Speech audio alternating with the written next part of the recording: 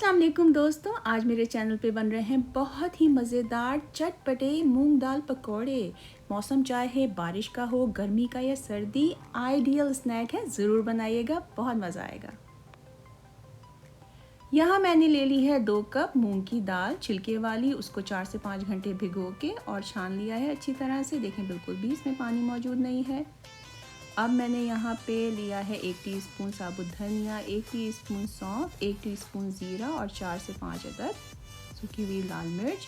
इनको अब हम ड्राई रोस्ट कर लेंगे। ये देखिए, ड्राई रोस्ट होने के बाद इसका कलर कुछ इस तरह का हो चुका है। अब इसे हम मोटा मोटा कूट लेंगे। देखिए, कूटने के बाद इसकी कुछ इस तरह की शक्ल आएगी। ये हमारा मसाला तैयार हो चुका है। अब जो भीगी हुई दाल है उसका हमें पेस्ट बनाना है। उसके लिए मैं अपने ब्लेंडर का इस्तेमाल कर रही हूँ। एक्स्ट्रा पानी नहीं डालूंगी, जो इसका मॉइस्चर है उसी में इसका पेस्ट बनेगा। और आधा कप दाल मैंने अलग से रख ली है। पेस्ट बनने के बाद उसको भी इसमें ही डाल के अच्छी तरह से मिक्स कर लिया। अलग से हमने होल दाल रखी है। ये बहुत अच्छा क्रंच देगी पकौड़ों में, ज़रूर कीजिएगा। ये पकौड़े इसी तरह से तैयार किए जाते हैं। अब इसमें हम डाल रहे हैं 1 टीस्पून आमचूर पाउडर, लाल मिर्च पाउडर हस्बे जायका, हींग 1 चुटकी, और जो हमने मसाला बनाया था कूट के वो उस पॉइंट पे हम ऐड कर लेंगे। हल्दी 1/4 टीस्पून, चाट मसाला 1 टीस्पून। अब इनको अच्छी तरह से मिक्स कर लेंगे दाल के साथ। हमने इस पॉइंट पे नमक ऐड नहीं किया है, वो बिल्कुल फ्राइंग से हम पहले डालेंगे। तो अब ज़रा सब्जियों की चॉपिंग कर लें। सबसे पहले मैंने मुट्ठी भर हरा धनिया लिया है और उसको अच्छी तरह से बारीक बारीक चॉप कर लिया।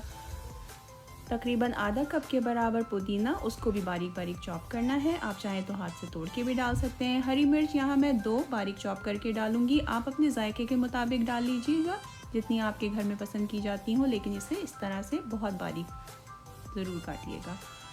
उसी के साथ मैंने हरी प्याज ली है तकरीबन 10 अदद। इसको भी हमें बारीक बारीक चॉप करना है। इसका वाइट और ग्रीन दोनों हिस्से हम इसमें ऐड करेंगे। ज़रा मुझे कमेंट बॉक्स में लिख के तो बताइए आपके फेवरेट पकौड़े कौन से हैं। मुझे आपके कमेंट पढ़ के बड़ी खुशी होती है। बहुत ज़्यादा अच्छा लगता है जब आप अपने कमेंट्स देते हैं और मुझे सपोर्ट करते हैं। तो मुझे इंतज़ार रहेगा, ज़रूर बताइएगा। तो अब इन पकौड़ों को थोड़ा और हेल्दी बनाने के लिए यहाँ हम डाल रहे हैं 1 कप चॉप गोभी और उसी के साथ गाजरें। आधा आधा कप ले लीजिए, दोनों को मिला के तकरीबन 1 कप बनेगा। और 1/4 टीस्पून अदरक का पेस्ट डाल दिया है। 1 टेबलस्पून लेमन जूस। यहाँ मैंने तकरीबन आधा टीस्पून अजवाइन ली है और इसको इस तरह हाथ से मसल के डाल दिया है। और हाथ से ही इस मसाले को अच्छी तरह से फेंटेंगे। आप भी कोशिश कीजिएगा हाथ से ही इसको अच्छी तरह मिक्स करें। और अब जो हमने चॉप करके सब्जियां रखी हुई थी वो एक एक करके इसमें डाल लेंगे। अब हम इसमें डाल रहे हैं हरी मिर्चें और उसके बाद इन तमाम चीज़ों की आपस में दोस्ती कराते हैं। जैसे एक फैमिली होती है ना, उसमें किसी का मिजाज बहुत नरम होता है, कोई गर्म मिजाज का होता है, लेकिन सब रहते मिल बांट के एक ही घर में है। तो हम भी इनको अच्छी तरह से मिक्स कर रहे हैं और इनकी आपस में दोस्ती करा रहे हैं। और ये लग भी कितनी खुश खुश रही हैं, आप खुद देख सकते हैं। क्यों अग्री करते हैं ना आप मेरे इस पॉइंट से। अब टाइम आ चुका है कि इंग्रेडिएंट नमक का। नमक हमने पहले इसलिए ऐड नहीं किया था क्योंकि हमें सब्जियां डालनी थी। नमक अगर हम पहले डाल देते तो इन सब्जियों का पानी छूट जाता, वो हमें नहीं चाहिए था। तो वो बिल्कुल फ्राइंग से पहले ही डालेंगे हम। और अब देखिए, इसकी इस तरह से छोटी सी बॉल बना ली है। ये इसी शेप के पकौड़े होते हैं। अब हम तेल को चेक कर रहे हैं। ये देखिए, आहिस्ता आहिस्ता ऊपर आ रहा है ये छोटा सा पीस। इसका मतलब है तेल तैयार है फ्राइंग के लिए। अब इसमें हम बॉल्स डालते जाएंगे और इसे लो टू मीडियम हीट पे फ्राई करेंगे। इस रेसिपी की टिप मेरे दोस्तों के लिए ये है कि इन पकौड़ों को आप तेल में डालते ही बिल्कुल भी टच नहीं करेंगे। इसको आप तकरीबन 1 से 2 मिनट के बाद हल्के हल्के हिलाएंगे, क्योंकि अगर आपने इसको फ़ौरन से हिलाना जुलाना छेड़ना शुरू कर दिया तो ये नाराज़ हो जाएंगे और बिखर जाएंगे तेल के अंदर। तो वो तो आप बिल्कुल भी नहीं चाहेंगे। तो इनका ज़रा ख्याल रखिएगा। प्यार से इसको 2 से 3 मिनट के बाद हिलाइएगा। ये देखिए, कितने मज़े से स्विमिंग करना शुरू हो गए ये तेल के अंदर। ज़बरदस्त। अब देखिए इस पे ऊपर हल्की सी कोटिंग नज़र आना शुरू हो गई है, तो मैं कांटे की मदद से इसको टर्न कर रही हूँ। आंच इस वक्त भी लो टू मीडियम है।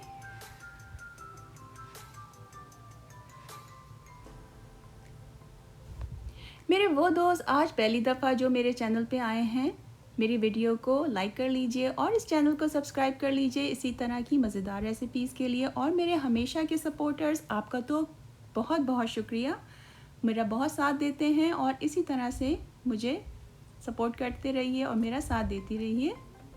ये देखिए अब ये 50% डन हो चुके हैं, तो इन पकौड़ों को मैं निकाल के साइड पे रख लूँगी। इनको बनाने का यही तरीका है, इनको रीफ्राई किया जाता है।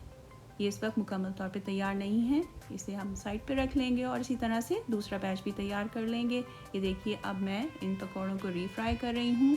इस वक्त मैंने आंच को थोड़ा सा तेज़ कर लिया है, तकरीबन मीडियम है, और इसको हम अच्छा सा गोल्डन कलर दे लेंगे।